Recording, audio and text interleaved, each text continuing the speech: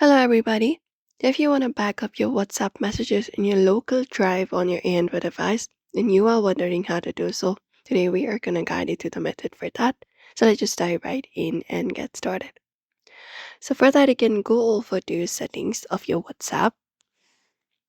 And once you go to your WhatsApp, you can look out for the three dot in the top and tap on it and select the option of settings from the given menu. After you go to settings, you should be finding option of chats. You can tap on it.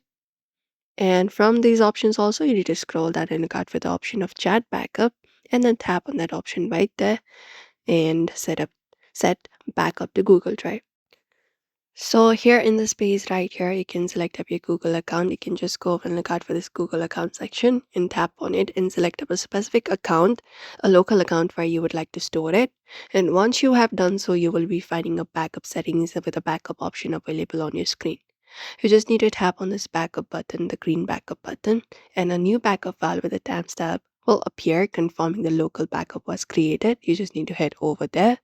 So for that, you can close up your WhatsApp and go to your device's file manager, or even download the Z archiver from the Play Store, etc., and go to your internal storage for now.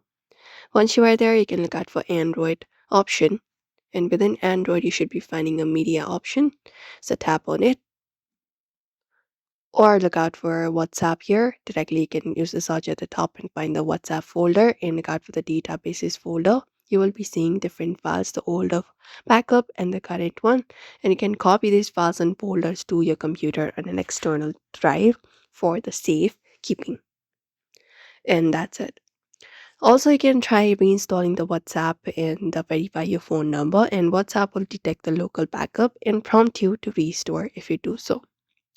So that is it, everybody. Those are probably the method to back up your WhatsApp messages. So we hope this video was helpful. Give it a thumbs up, subscribe for more tips and tutorials, and we'll be seeing you in another video.